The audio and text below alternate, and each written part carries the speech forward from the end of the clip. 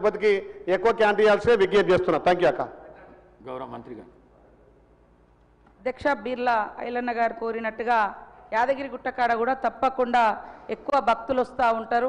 మంచి నాణ్యమైనటువంటి ఫుడ్ కానీ ఇతర షాప్స్ కూడా వాళ్ళ మహిళా సంఘాలు పెట్టుకోవడానికి తప్పకుండా అక్కడ ప్రోత్సహిస్తాం అధ్యక్ష. కలెక్టర్ గారిని కూడా ఈరోజు మరి కోరుతాము, వారి అక్కడ నుంచి ప్రతిపాదనలు ఇమీడియట్లీ తీసుకొని పంపించమని. అదేవిధంగా వడ్డీ లేని రుణాలు కూడా గతంలో 3,500 కోట్లు ఎగ్గొట్టిపోయిన అధ్యక్ష మహిళా సంఘాలకు ఇవ్వాల్సినటువంటి పావుల వడ్డీ అని పావుల వడ్డీ కూడా ఇవ్వలేదు.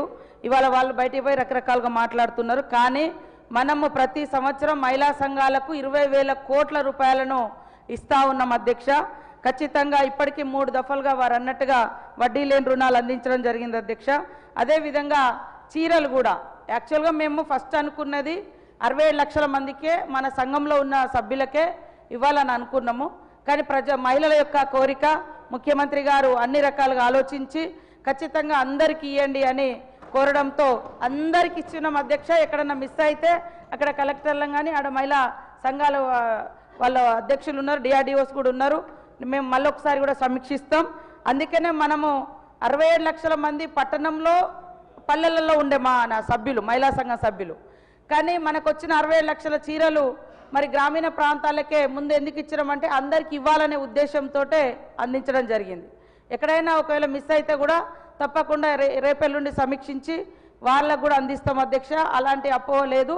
ఫస్ట్ మేము భావించింది వాస్తవము, కేవలం మహిళా సంఘంలో ఉన్న సభ్యులకు యూనిఫామ్గా ఇవ్వాలని. మీరు కూడా చూస్తూ ఉన్నారు, ఎక్కడికి వెళ్ళినా ఆ చీర చూస్తే ఒక గౌరవం, ఒక ఆత్మవిశ్వాసం, ఒక ఎవరైనా కట్టుకొని రాగానే ఇప్పుడు మేము మేడారంలో కానీ ఎక్కడికి వెళ్ళినా మహిళలు కట్టుకొని వస్తూ ఉన్నారు అధ్యక్ష. అది చూడగానే వీళ్ళు మా మహిళా సంఘం సభ్యులు అనే భావన కూడా వస్తుంది. సో అది ముందుగా అందరికి ఇవ్వాలనే ఇప్పుడు నెక్స్ట్ అంటే మేము ఇప్పుడు అనుకున్నది అందరికి ఇవ్వాలనే పట్టణాలలో ఆపడం జరిగింది.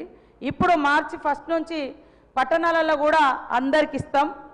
ఎందుకంటే అక్కడ మనకు చేనేత కార్మికుల చెమట చుక్కల్లో నుంచి ఈ యొక్క చీరను మేము నేయించడం అధ్యక్ష. సూరత్ నుంచి తీసుకురాలే, దుబాయ్ ముంబై నుంచో ఎక్కడి నుంచో కిలోల లెక్క తీసుకురాలేదు అధ్యక్ష. సిరిసిల్ల చేనేత కార్మికుల ఆధ్వర్యంలో అక్కడి నుంచే తీసుకొచ్చినాము. వాళ్ళ శక్తి మేరకు వాళ్ళు నేస్తూ ఉన్నారు. మనకు మొదటి దశగా వచ్చిన అన్ని గ్రామాలలో అందించినాం.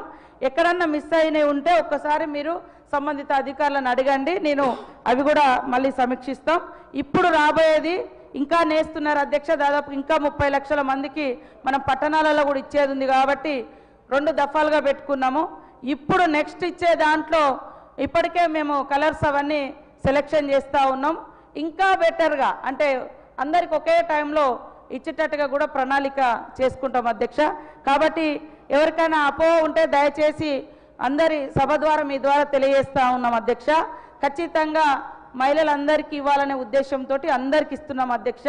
కాబట్టి దాదాపు 1 కోటి మంది చీరలు, 1 కోటి మంది మహిళలకు ఈ యొక్క ఇందిరమ్మ బర్త్డే సందర్భంగా మన ముఖ్యమంత్రి మా సహచర మంత్రుల చేతుల మీదుగా ప్రారంభించడం జరిగింది అధ్యక్ష.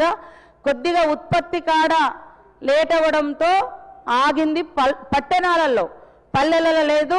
కాబట్టి మళ్ళీ ఈరోజు మా సిఓ గారు మేము సమీక్షించుకొని ఎక్కడన్నా రాకుంటుంటే వాళ్ళది కూడా తొందరలోనే గ్రామీణ ప్రాంతాల వాళ్ళది కూడా రాకుంటుంటే అది కూడా అందిస్తామని తెలియజేస్తూ ఖచ్చితంగా ఈ సభ ద్వారా ఎక్కడ పబ్లిక్ మూవింగ్ ఉంటుందో ఎక్కువ హాస్పిటల్స్ లేదా కాలేజెస్ తర్వాత టెంపుల్స్ ఇట్లా ఎక్కడ అవకాశం ఉంటే అక్కడ మీరు ఒక సంఘాన్ని ముందు అంటే వాళ్ళను ప్రిపేర్ చేస్తే వాళ్ళ అప్లికేషన్ ఇస్తే వాళ్ళకు మేము క్యాంటీన్ ఇస్తాం అధ్యక్ష.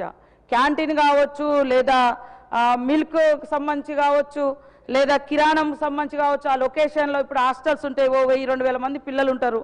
అక్కడ వాళ్ళకు డైలీ సోప్స్ అనో లేకుంటే రకరకాల వస్తువులు ఉంటాయి. అలాంటి షాప్ పెట్టుకోవడానికి కూడా మేము సపోర్ట్ చేస్తున్నాం అధ్యక్ష. తద్వారా మహిళల్ని ఆర్థికంగా మరి బలోపేతం చేయాలనే లక్ష్యం అధ్యక్ష. కాబట్టి తప్పకుండా అన్ని చోట్ల ఇలాంటి షాపులకు గవర్నమెంట్ ద్వారా సపోర్ట్ ఉంటుందని తెలియజేస్తా ఉన్నాం అధ్యక్ష.